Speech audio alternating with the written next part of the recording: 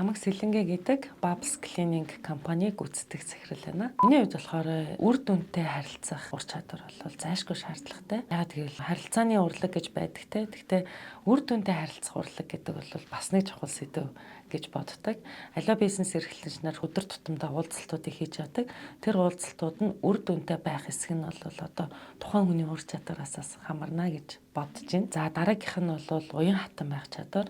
Ямар ч үе тухайн орчинтойгоо, тухайн хүнийхээ оронд өөрийгөө тавьж үзээд уян хатнаар харилцах юм ур чадвар цух юм бол илүү нөлөөтэй байх гэж бодож байна.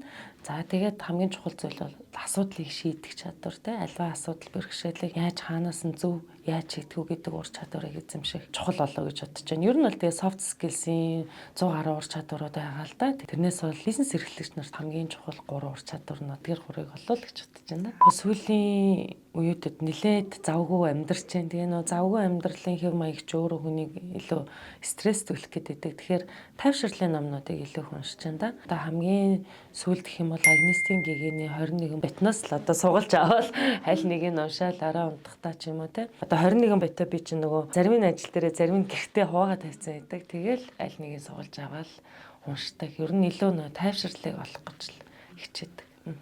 Бизнес эрхлэн гэдэг чинь бас л сорилт. Тэгээ тэр сорилтыг давж гарах уу, эсвэл сорилтонд унах уу гэдэг бол тухайн хүнээс шалтгаална. Гэхдээ тухайн хүн маань өөрөө тухайн бизнесээ маш сайн судалж орох хэрэгтэй. Ер нь бол бизнесийн алтан дүрмүүд байгаа. Эхлээд заавал судал тухайн бизнесийг та хийж чадах уу? Тэгээ яг таны хийдэг цаг үе мөн үү ч гэдэг юм уу те. Нийгэм одоо хэр хүлээж авах уу ч гэдэг юм уу. Эрэлт нь ямар байх юм гэх мэтчлэн судалгаагаа сайн хийх хэрэгтэй. Хоёрдугаар гэх юм бол үнэхээр өөрөө сонирхолтой дуртай зүйлээ хийх шаардлагатай. Зарим хүмүүс ингээд харж байгаад нөө хит сэтгэл хөөрөлтөө автаад судалгаагүй, судалгааны дутуу өөрөө тэр бизнес дургуун мөртлөөс мөнгөний хараад ч юм орцсон байдаг. Ер нь бизнес эрхлэн гэдэг бол дуртай юмаа хөгжүүлэх гэсэн утгатай болоо гэж би боддتي. Хүнд хэрэгтэй юм хийх нь их чухал тийм. Тэгэхээр тийм л одоо зөвлөгөө өгмөр энэ да.